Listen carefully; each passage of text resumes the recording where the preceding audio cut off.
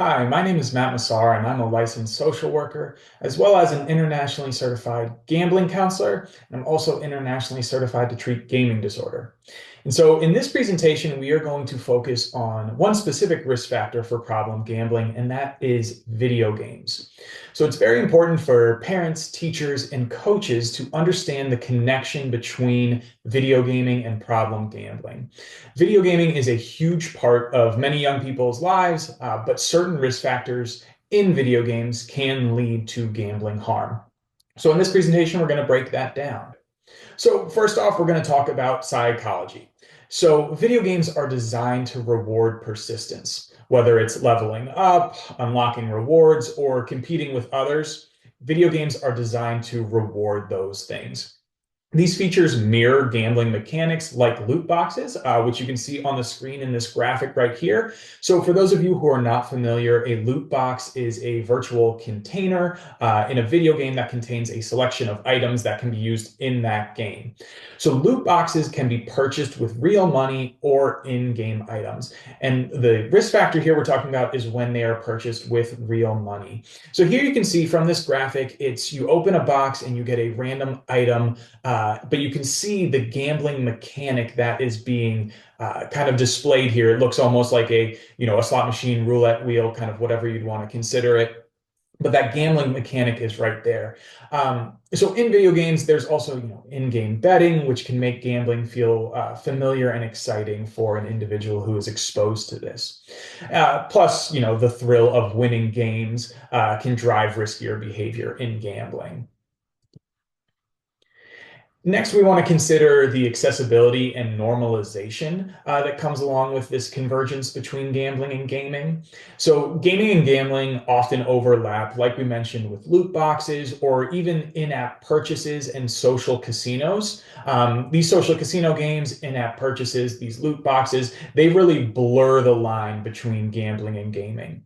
Not to mention ads for betting platforms that are very common in gaming streams or at esports events. So those are another two things you can see here on the screen. The top image is a still taken from a recent esports event or fairly recent esports event.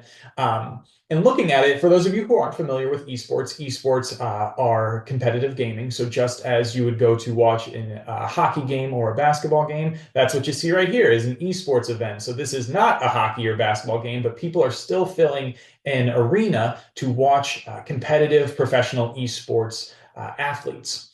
So in these, and then below you can see a popular streamer on, I believe this is either Kick or Twitch, who is not just having ads for betting platforms, but legitimately just exposing betting to their younger, again, tends to be younger audience.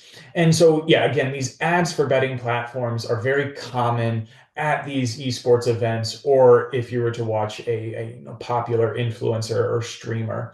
And what this does is it makes gambling feel more like a part of gaming culture. This easy access combined with peer and social influence really increases that risk of harm. And then let's talk about money. So young gamers may view gambling as a quick way to fund their gaming habits or to make easy money, but they often don't understand the odds or risks associated with gambling. So when those losses pile up, their competitive drive may push them to chase those losses, and this can create a very harmful cycle for them. And then we also want to address emotions. So gaming can be used as an escape from stress or can also lead to social isolation or, be an escape from social isolation. But when gambling is added to the mix, it can quickly become a coping mechanism for anxiety or even for low self-esteem. So the emotional highs and lows of winning and losing can again trap a young person in this harmful pattern of behavior.